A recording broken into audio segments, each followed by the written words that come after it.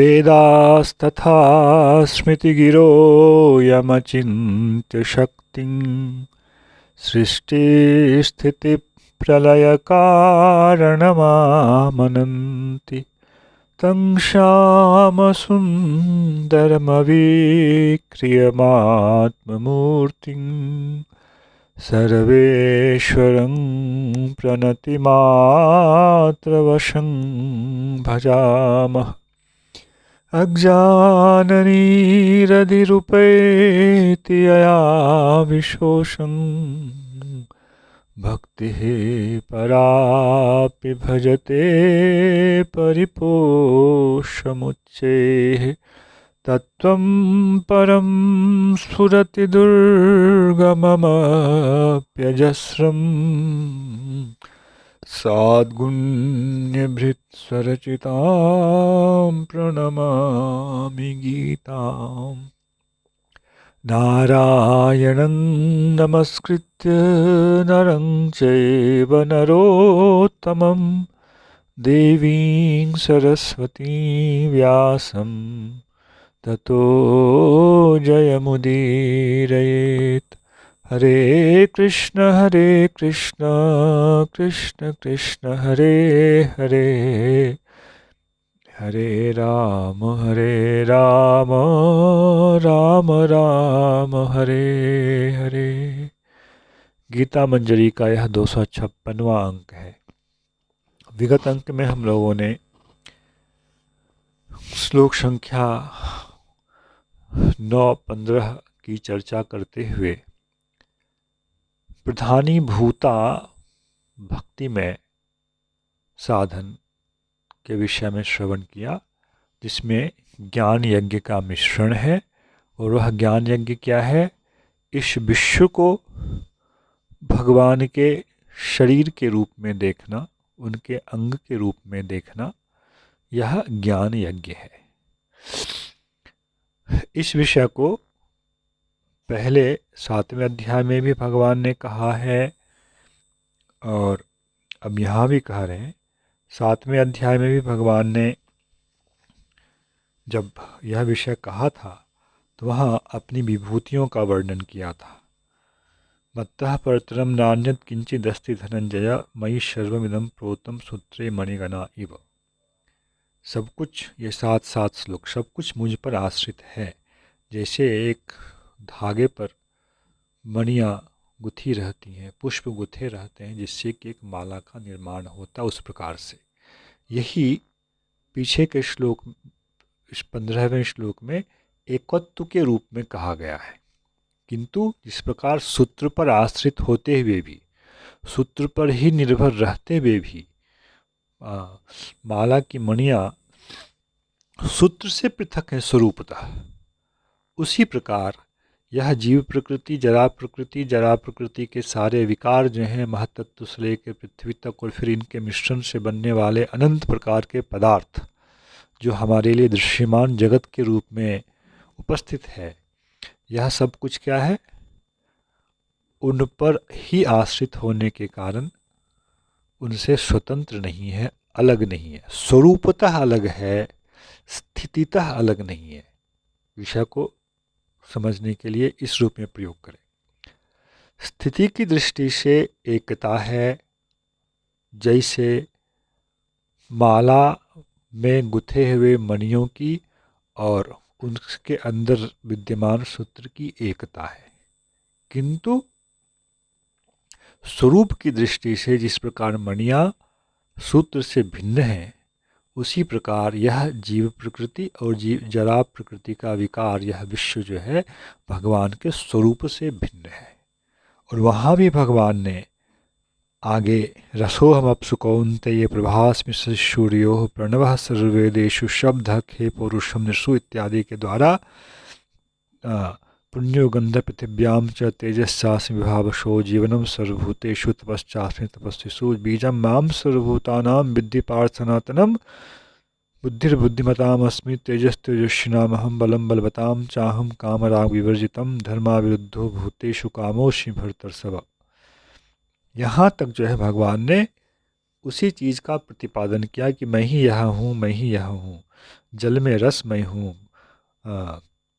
शशि और सूर्य में जो प्रभा है वह मैं हूँ, सभी वेदों में जो प्रणव की व्याप्ति है, जो प्रणव है वह मैं हूँ, आकाश में रहने वाला गुण शब्द मैं हूँ, मनुष्यों में रहने वाला पौरुष मैं हूँ, पृथ्वी में रहने वाला गंध पुण्य में गंध मैं हूँ।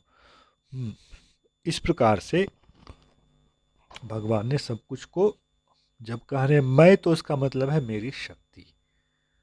यही विषय यहाँ नवम अध्याय में भगवान पुनः कह रहे हैं, उसकी अपेक्षा किंचित विस्तार के साथ कह रहे हैं, किंचित स्पष्टता के साथ कह रहे हैं।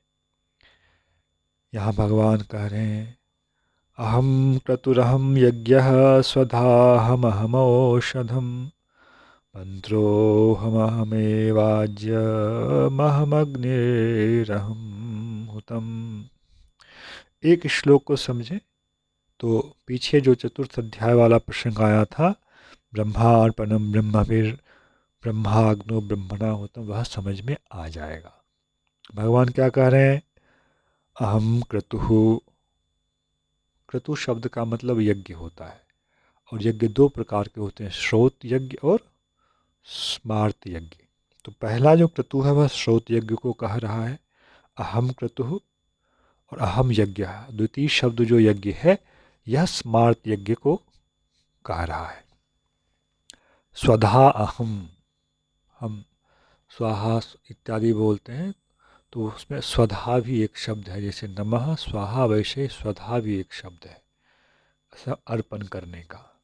स्वधा अहम, अहम औषधम, मैं औषध हूँ। यहाँ औषध है हवि स्थानीय, हवन सामग्री को यहाँ औषध कहा गया है। मंत्रो अहम, मैं ही मंत्र हूँ। अहमेव आज्यम, मैं ही घी हूँ। अहम अग्नि ही, मैं अग्नि हूँ। अहम हुतम, जो हवन करने की समर्पण की क्रिया है वह मैं हूँ। अब चौथे अध्याय से मिलाइए आप। चौथे अध्याय में भगवान ने क्या कहा था, वैसे योगी के लिए भगवान ने कहा था ब्रह्मार्पणम, ब्रह्म ही अर्पण है, ब्रह्म हवि ही, ब्रह्म ही हवि है। ब्रह्माग्नो, ब्रह्म रूपी अग्नि में अग्नि ब्रह्म है। ब्रह्मणाहुतम, कर्ता भी ब्रह्म है। यहाँ कर्ता इस श्लोक में नहीं आ पाया है, श्लोकों की अपनी सीमा होती है। ब्रह्मैव तेन गंतव्यम, उसके लिए गंतव्य क्या है, ब्रह्म है।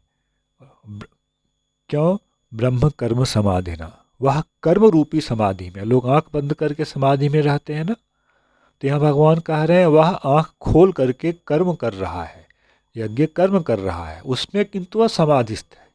क्यों, हर चीज में, वस्तु, हर द्रव्य में, क्रिया में वह ब्रह्म का अनुभव कर रहा है, ब्रह्म की भावना कर रहा है। प्रारंभिक अवस्था में भावना और सिद्ध दशा में उसका अनुभव।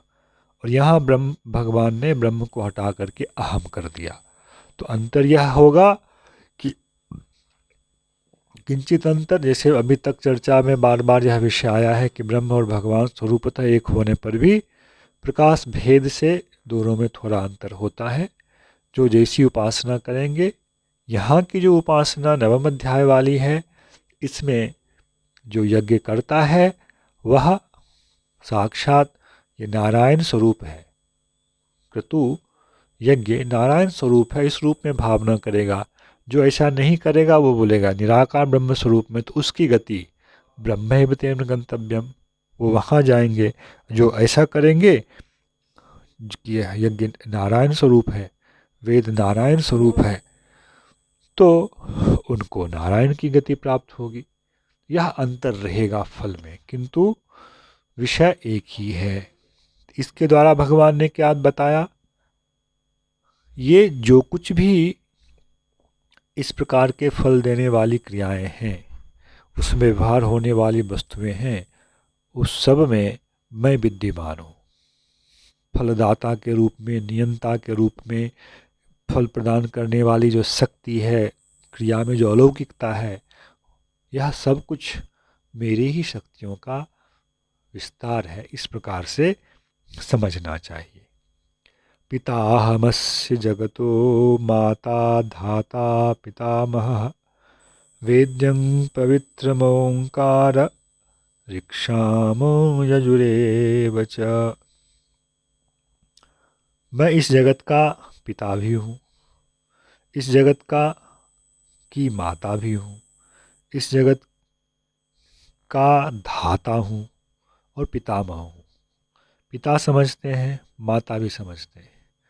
तो इस प्रकार एक प्रकार से भगवान ने अपने आप को यहाँ निमित्त और उपादान दोनों कारण के रूप में कहा। धाता जैसे धाई पालन करने वाली होती है, जन्म दे करके निमित्त कारण उपादान कारण के द्वारा जन्म, उसके बाद उसका पालन, धाता।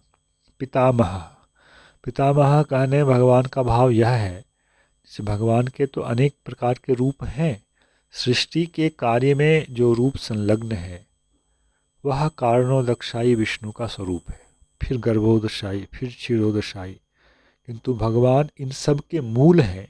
इस चीज़ का एक संकेत भगवान यहाँ दे रहे हैं कि जगत संबंधी कार्यों में मेरे जिन रूपों की संलिप्तता है, मैं उन रूपों का भी मूल मैं ही हूँ, पितामह।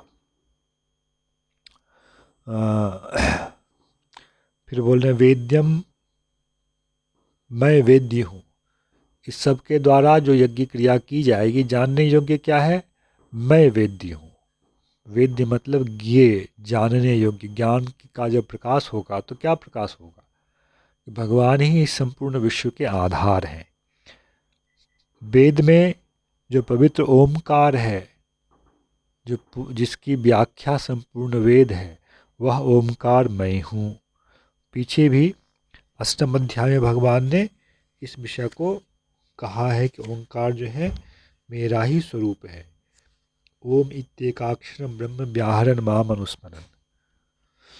ओम यह जो एकाक्षर ब्रह्म है, एक अक्षर वाला वेद है अथवा ब्रह्म का एक अक्षरात्मक स्वरूप है, उसका उच्चारण करते हुए और मेरा स्मरण करते हुए। क्योंकि जैसे हम लोग बोलते हैं भगवान का नाम और भगवान जो नामी है, इनमें कोई भेद नहीं है, वैसे ही प्रणव भी भगवान का एक नाम ही है। प्रणव तस्य वाचकः प्रणवः, यह एक प्रमाण है, भगवान का वाचक है। जैसे कृष्ण भगवान का वाचक शब्द है, उसी प्रकार प्रणव ओंकार भगवान का वाचक शब्द होता है। तो भगवान बोल रहे मैं पवित्र, अर्थात चित्त को पवित्र करने वाला जो ओमकार है वह मैं हूँ। और ओमकार का जो विस्तार है ऋग्वेद, सामवेद, यजुर्वेद, यह मैं हूँ। तो इन तीनों वेदों में क्या पार्थक्य है उतना विस्तार में नहीं जाऊँगा, क्योंकि उसके लिए फिर पाद क्या है, अर्थवसात पाद व्यवस्था, ये सब विषय उसमें आ जाएंगे। शाम जो है वह ज्ञेय मंत्र है, उसका गान होता है यज्ञ के समय।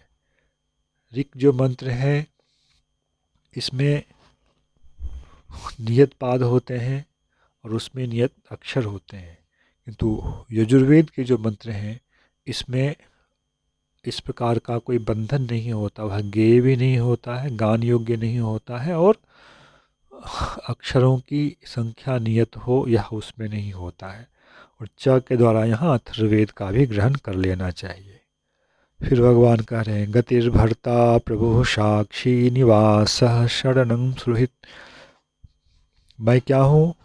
गति हूँ, सब कुछ मुझ में ही आकर स्थित हो जाता है। हमारा जो अंतिम स्थान होता है हम क्या, तो वही हमारी गति है। तो सबका अंतिम स्थान क्या है? भगवान है। भर्ता अर्थात पालन पोषण करने वाला, प्रभु नियंता, साक्षी अच्छे बुरे जो भी कर्म हो रहे हैं संसार में सबको तटस्थ भाव से देखने वाले, निवासः सबका आधार तो है ही, शरणम सबका आश्रय भी हैं, और सुहित भगवान किसी से द्वेष करने वाले नहीं हैं। जो भगवान से द्वेष करने वाले असुर भी होते हैं उनसे भी भगवान द्वेष नहीं करते। भले सृष्टि की श्रृंखला बनाए रखने के लिए भगवान उनका वध करते हैं, किंतु भगवान के द्वारा असुरों का वध द्वेष युक्त होकर नहीं किया जाता है। प्रभवः प्रलयस्थानम निधानम बीजमव्ययम्। प्रभाव, जहाँ से चीज़ की उत्पत्ति होती है किसी वस्तु की, उसको कहते हैं प्रभव। हिमालय से गंगा निकलती है तो हिमालय गंगा का प्रभव है। प्रभव, प्रथम दर्शन जहाँ होता है उसको कहते हैं प्रभव। प्रलय, उसी में जाकर फिर लीन हो जाना। गंगा हिमालय में लीन तो नहीं होती, लीन होती है कहाँ जाकर के, सागर में विलीन होती है। किंतु यहाँ विश्व भगवान से ही उत्पन्न होता है, विश्व से, भगवान से ही विश्व का प्रथम दर्शन होता है और फिर वह भगवान में ही लीन हो जाता है। स्थानम स्थियते, यही भाव है, उसमें जाकर स्थित हो जाता है। निधानम प्रायः वही अर्थ है। और अव्यय बीज, तो संसार भी जो है भगवान उसको क्या कह रहे हैं, अव्यय ही बोल रहे हैं, क्योंकि जिसका बीज अव्यय है, भले ही आविर्भाव तिरोभाव संसार का होता रहता है, किंतु जो बीज है इस संसार का वह अव्यय है, उसका नाश कभी नहीं होता है। और पीछे चतुर्थ सप्तम अध्याय में भी भगवान ने अब ये कहा है कि मैं क्या हूँ, बीजम माम सर्वभूतानां विद्धि पार्थ सनातनम, मैं सभी भूतों का सनातन बीज हूँ।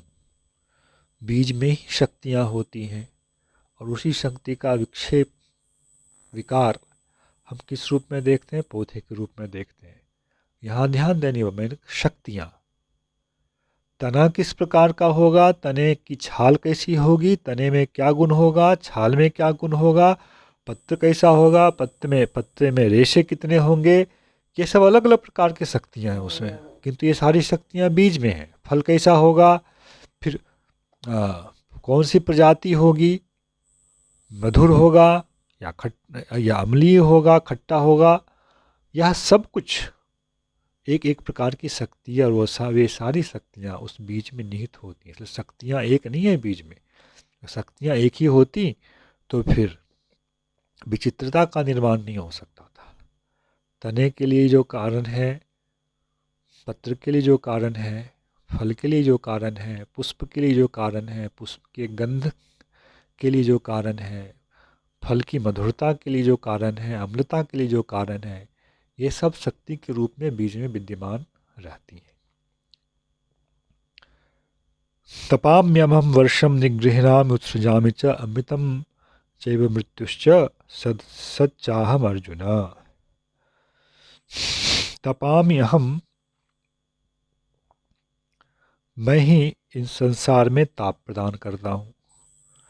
अहम वर्षम निगृह्णामि उत्सृजामि च, मैं ही वर्षा का उत्सृजन भी करता हूँ, अर्थात वर्षा देता भी हूँ, और निगृह्णामि च, वर्षा का नहीं होना भी मैं करता हूँ, उसका निग्रह भी कर लेता हूँ। अमृतम चैव मृत्युश्च, मैं ही अमृत हूँ और मैं ही संसार का नाश भी हूँ, मृत्यु भी हूँ। और सद असत, सूक्ष्म स्थूल जो कुछ भी है वह मैं हूँ। इस प्रकार से भगवान ने क्या कहने का प्रयास किया, ज्ञान यज्ञ के द्वारा विश्वतोमुख के रूप में जो भगवान का दर्शन करने वाले योगी हैं वे इसी प्रकार से संसार का दर्शन करते हैं। विश्व भगवान को दर्शन करने का माध्यम है और इस प्रकार की भावना के द्वारा विश्व को बीच में रखते हुए ज्ञान यज्ञ वाले जो हैं ये भगवान को उससे संबंधित करते हैं। इस जगत के माता पिता धाता बीज इत्यादि सब भगवान हैं और जो जगत में होने वाले कर्म हैं, विहित कर्म हैं, उसको भी यहाँ एक उपलक्षण है यज्ञी कर्म का, जहाँ की हवन इत्यादि की बात कही गई। किंतु जैसे अर्जुन यदि युद्ध कर रहे हैं, वे भी चाहें तो युद्ध संबंधी जो विषय हैं उसमें भी ब्रह्म की भावना कर सकते हैं। वह भी उनके लिए वह कर्मज यज्ञ है। यह व्यक्ति योगी की भावना के ऊपर निर्भर करता है और जो ऐसा कर पाता है वह उत्तम प्रकार का योगी है। किंतु कर्मयोगी और यहाँ के ज्ञान योगी में थोड़ा अंतर है। कर्मयोगी इस स्तर की चिंता करने में समर्थ नहीं होते हैं किंतु ये ज्ञान यज्ञ वाले जो हैं इस प्रकार की भावना कर पाते हैं। तो पीछे जो ज्ञान विज्ञान शब्द कहा गया था उसी का एक प्रकार से यह विस्तार है। और जो इस भावना में प्रतिष्ठित रहते हैं वे ज्ञान यज्ञ के द्वारा भी भगवान की उपासना करते हैं। माध्यम क्या है? यह विश्व। इसलिए भगवान को विश्व तो मुखम कहा गया। संपूर्ण विश्व भगवान का शरीर जो है इस रूप में वे देखते हैं। पर जो केवला भक्तिमान है वे विश्व को बीच में नहीं लाते। भगवान मेरे, मैं भगवान का सरल रूप में, ये ऐश्वर्य ज्ञान को बीच में नहीं लाते। उसी रूप में सीधे वे भगवान मेरे हैं बोल करके भगवान का प्रेममय नाम कीर्तन इत्यादि, पूजन इत्यादि करते रहते हैं, उन्हीं क्रियाओं में संलग्न रहते हैं। यहाँ इन दोनों में थोड़ा अंतर है। ये करते ये भी है उन क्रियाओं को, कीर्तन बंधन इत्यादि, किंतु यहाँ इनके दर्शन में यह ज्ञान का भाव मिश्रित रहता है।